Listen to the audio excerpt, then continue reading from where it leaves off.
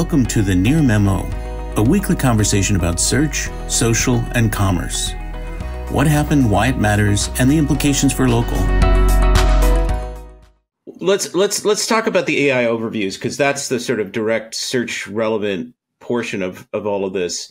So, AI overviews, SGE, now going to be live in the US this week for everybody, and then presumably the rest of the world over time. And, there was all this speculation, were they going to roll it out ever? When was it going to be rolled out, if ever? And then a couple of people predicted that it would be at I/O correctly. And then when Sundar Pichai announced it at the beginning, it felt totally like a non-event to me. Like, okay, here it is. It's rolling out. Part of that is because he's such a dreadful presenter, but maybe so. But it's a huge deal, obviously, for everybody in the SEO world. But and it was rolled out in a much more limited and constrained way. It's many fewer queries. It's a lot in the EAT world, which seems crazy to me because it gets it wrong so often. But it's been rolled out in a very limited way with the claims that it generates more reference traffic than previously, which is, of course, they're not willing to put their money where their mouth is and show that in Search Console. So I saw that quote on Kevin Indig posted that on LinkedIn, and what it said is it's generating more traffic to the sites that are referenced than those sites would have gotten organically. And so to me, there's a very easy way to read that, which is to say it's pulling answers from well down the SERP, which those sites were never getting any clicks, and now they might actually be getting clicks. So that may be the true explanation of Sundar Pichai's repeated comment that it's creating more usage and more engagement, and he's made these very broad statements directed toward investors that yes, it's working and people really like it and people are engaged with it. And what you just said may be what's really behind it, is that those sort of invisible sites are now getting some traffic and getting some engagement that they wouldn't have gotten. But there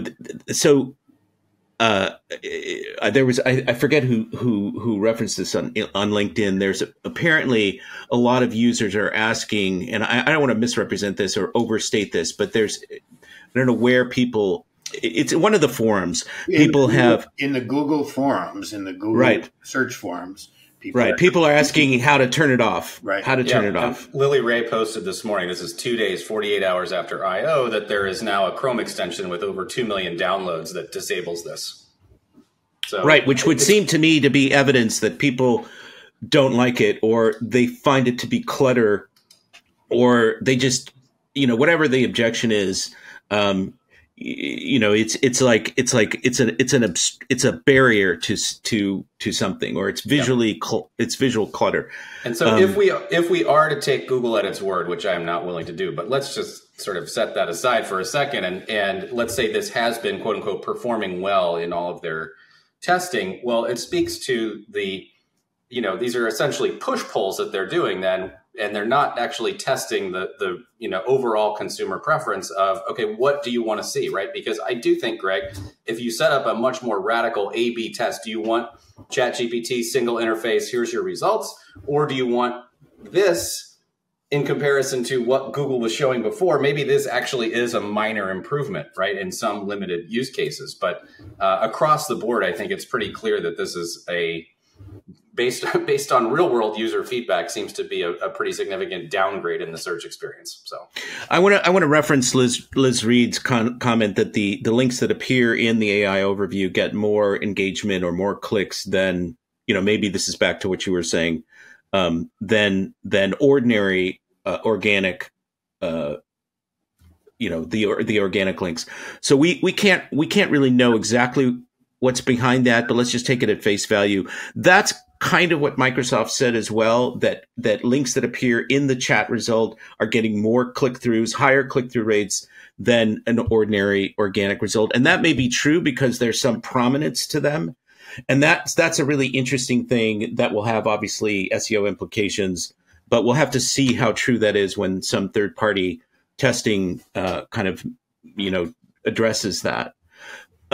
The other piece I want to come back to is the AI organized pages that we referenced just a few minutes ago. This was the sort of the Dallas dinner scenario, the travel planning scenarios that Liz Reed was talking about.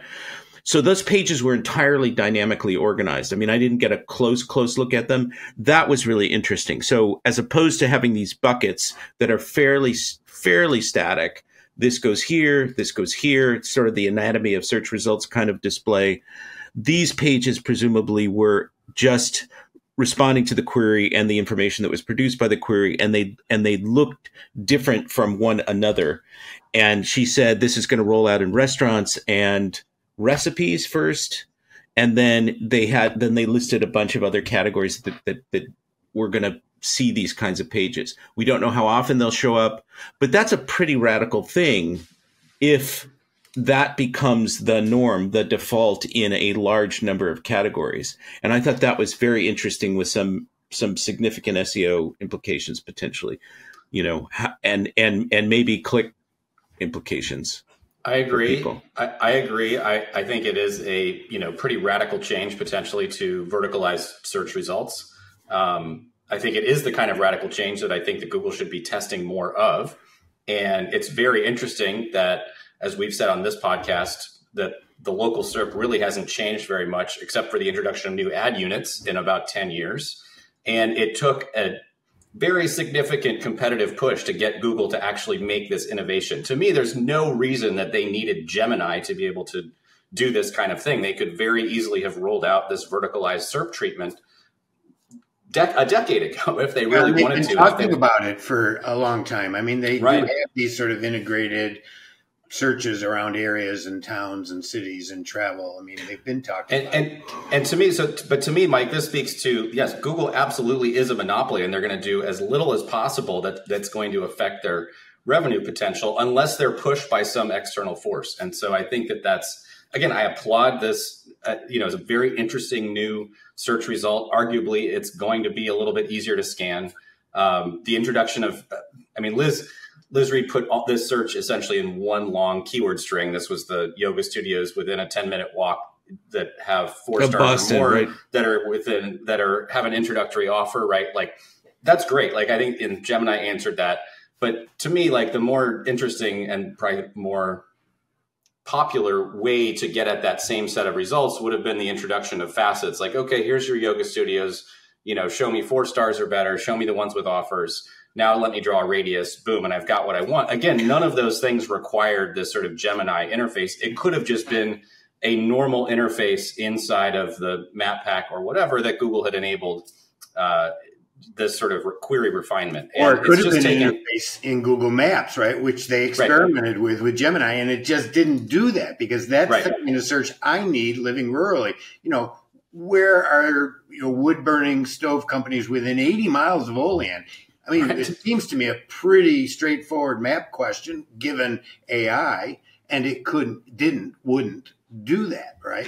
So it's quite weird to me that they would want to muck up the search results with that versus offer that up in their vertical. Exactly. Just make it the default search result as part of either Google Maps or Google Organic Search. It's very strange to me that, well, it's not strange at all because, again, I think everything we've seen from the DOJ, it's like Google is very, very comfortable with its little very predictable mousetrap that they know exactly which dial to turn to keep their revenue growing at 20% every quarter. So I think that this is just we will see how widely these things roll out. My guess is not very widely because it's going to affect those dials too significantly. But that raises the question for me, David, of Google's perception of its future. They know that they are extracting rent at very high rates from their cash cow, but perhaps in an effort to build up a stronger YouTube, perhaps in an effort to build up a stronger workplace with a HubSpot CRM capability. But do you think they see their future as search, or do they see their future as extracting profit from search so that they can build up more subscription revenues, whatever? You know what I mean? It's like the confusion we're seeing. Clearly, it's a product vision. It's a strategy absolutely challenge. I think it reflects the product vision, limited as it is, of Sundar and Prabhakaran. I can't say his name. Prabhakaran. Thank you. As management consultants who don't really have a strategic vision for Google. They are very good at, tweaking things 15% one way or another, which is all Google has had to do for the last 10 years. And now that they're confronted with a potential existential threat, we'll see. I think that they need someone with a real vision to actually take the reins. So what the real vision, though, is also contrary to how they work, which is this bottom-up engineering sort of turmoil. You throw stuff up, you test it, which also creates this great conflict in the search because there's always, things testing. Like I go from Safari to Chrome and I get totally different units presented to me. I might want the SGE results and I can't always get them in Safari. I can always get them in Chrome. And it's like, what, I shouldn't have to deal with that cognitive load as well. But their whole structure doesn't lend itself to a top-down vision, right? So it's just go ahead. Sorry, Mike. Oh, I'm just wondering, what does this mean, right? And it speaks to me why they're willing to spend $30-some billion on HubSpot, right? I think they are trying to diversify away from advertising, and they've been doing this for a while, or at least search advertising as their lopsided. People used to say, "Oh, Google's a one-trick pony," blah blah blah. I think that they've been trying to put get revenue out of the cloud, out of YouTube, these other places, Workspace, to balance out the revenue sources, so that if something so that they're not as constrained to push ads into search as they are currently to maintain revenue growth. But we'll see, because it's just it's just so far dominant above and beyond all these other things. Even though YouTube is bringing in billions and billions in revenue, and cloud is doing fairly well. I wanted to mention about Prabhakar Raghavan. He was completely absent from I/O. I don't know. I was going to go back and look, and I didn't do this to see if he was at last year's I/O or previous I/Os as a presenter. I think we would probably find that he was. There was that very unflattering article about him as the man who ruined Google and ruined Yahoo search before that. I think those are partly unfair characterizations, although I think there's perhaps some truth there. But that was striking to me, that he was completely invisible. He was not there at all.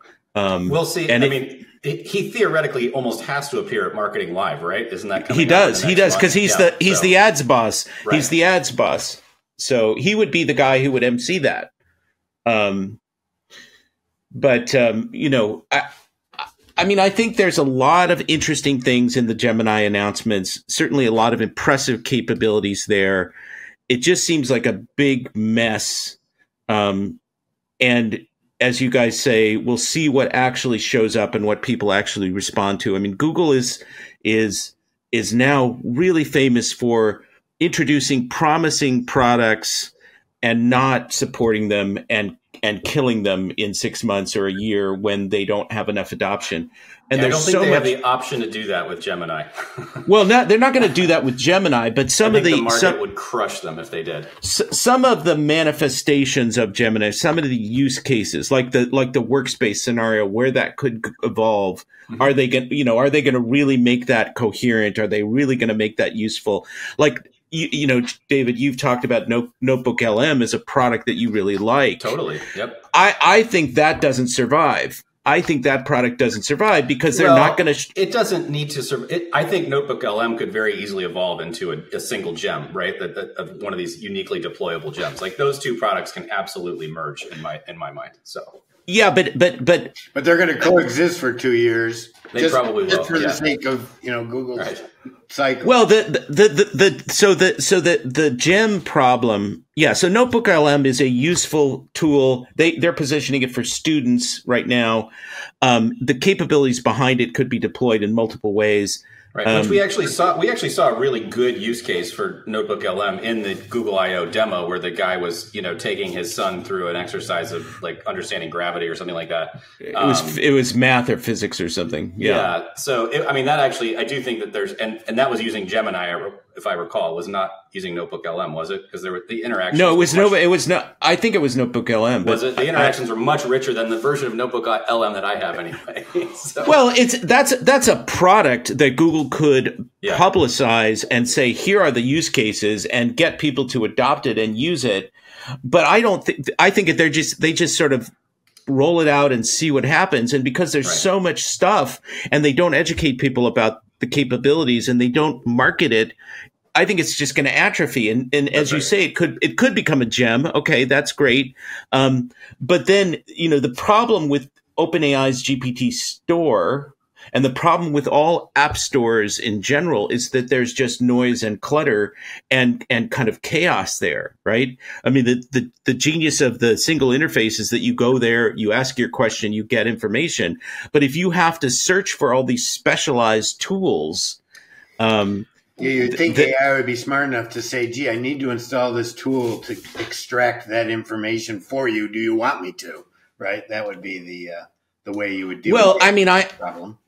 I was doing a search with ChatGPT yesterday on flights. I was demoing it for somebody, and I was saying, let's see how it does with, I need to take a trip from here to here, show me, inexpensive flights, blah, blah, blah, query. And it gave me references to, this is ChatGPT now, not Gemini. It gave me references to third-party sites. Oh, you might want to try that on Kayak and this one and that one and the other one. And I thought, no, I want to get an answer here. And then I said, search Kayak for this information. And it did give me the information. But I had to invoke Kayak.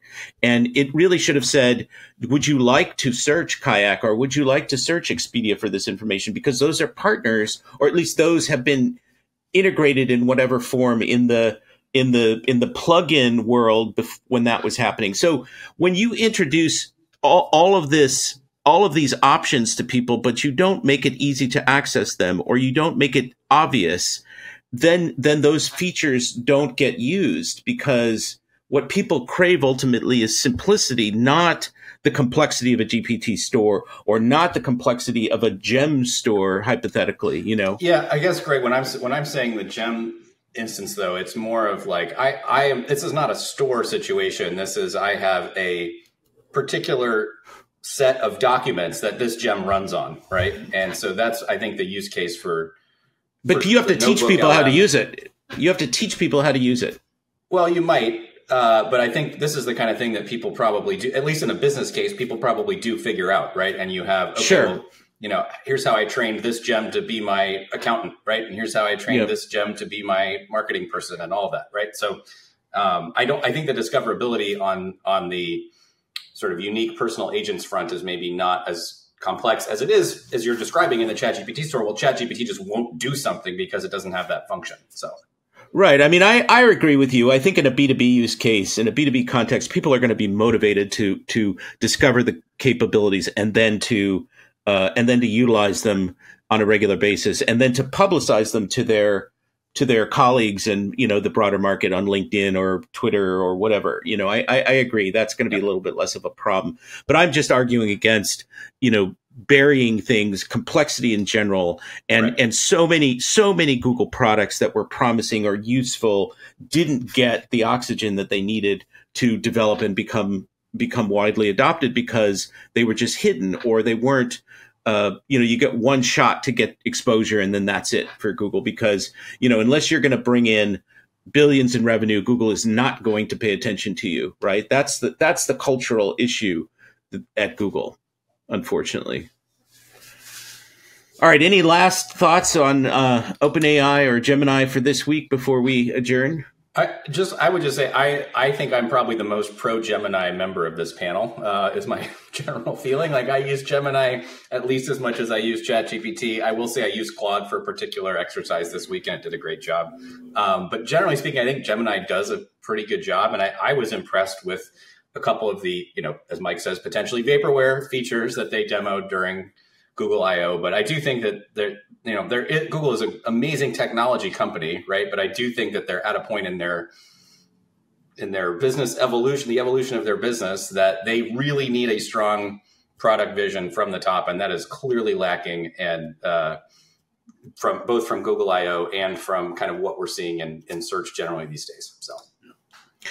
I would say for the record, I am not anti-Gemini. I want to use whatever works, whatever is going to deliver the best result for my use case. And I do use Gemini. I mean, I use ChatGPT much more than Gemini, but I have used Gemini and ChatGPT side by side to check each other's work, put the same query into one or the same prompt into one and then the other to see if there's agreement and what happens. And I use Claude to a lesser degree. There's a Chrome extension called Chat Hub that gives you access to like 6 or 7 of them that I've used, and I'll sometimes put stuff into there to see how they compare. But that's just, the UI is just chaotic there and not particularly useful. I'm not rooting for Google to fail. I'm not rooting for Gemini to fail. But I'm just rooting for utility and simplicity and accuracy, so whatever works, I'm willing to use. And, I pay for Gemini Advanced. I pay $20 a month for Gemini Advanced. Yeah. So that's a vote of, that's a bridge I have yet to cross. Yeah. So, but it's not proven as useful to me as ChatGPT. Right. I mean, that's same for me, David. I mean, my primary use for AI at this point is image generation for articles. And I love the fact that ChatGPT can generate the edge that I'm thinking. Right. And whenever I give them to Google, it's like milk toast. I don't want milk toast. Or we're not generating any images at all right now. Or that's the case. Right, whatever they say, right? Or we can't talk about that. I mean, I just don't want that in my image generation. I can, I can moderate my own images. I can decide what. Mike wants NSFW all over nearmedia.co. So as a result, though, I use ChatGPT more because I am already there doing something that I find more valuable from them than from Google. And they've recently totally integrated it into the ChatGPT interface now. So there's no longer a separate Dolly button you have to push. So that is powerful because they're bringing me into that ecosystem. Once you learn an ecosystem, it's hard to move on, On that point, and I'm not trying to open a new front in this discussion, but on that point, there's all kinds of data now about people using AI at work for their own jobs, not as an official tool from the company, but people just using on their own, sort of self-initiated.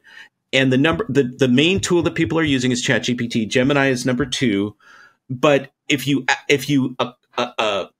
acclimate, if that's the right term, people to a particular UI and user experience, then while they're there doing their work or whatever they're doing, it's easy just to say, hey, and what about this other thing? And that's where there's vulnerability for Google, is if ChatGPT becomes my AI chatbot of choice and I need some additional information, an informational query that I would have gone to Google previously for, then I'm just going to do it in ChatGPT. And if I feel comfortable with the answer, I'm just going to keep going and not switch back and forth because I don't want to do that. And that's what I'm finding in my own life and experience is that, a lot of things I would have gone to Google for, I'm now using on ChatGPT just because I'm there and I'm using it every day. And Google has kind of become this backup tool for me, except on mobile. I use it the same amount on mobile. But on a desktop, if I don't get satisfaction with ChatGPT or Perplexity or Claude or Gemini, then I'm going to go to Google and see. But on mobile, I use it as a primary tool now. And I think that's where there's danger for Google, which hasn't really shown up yet in their market share stuff, but we'll see. Except for the one set of numbers that was completely wrong and was retracted. Right. Well, and then to go back to Stack Counter, there is some indication that there's maybe a point or two that has gone from Google to maybe to Bing, but we can't be totally confident that that's accurate. So we'll see. We'll see what's happening. All right. Yes. Say good night, Gracie. Good night, Gracie. All right. And on that note, thank you for listening and join us next time for more. Thanks for joining David, Mike, and Greg. To stay on top of the latest developments in local, subscribe to our newsletter at nearmedia.co. We'll see you next week.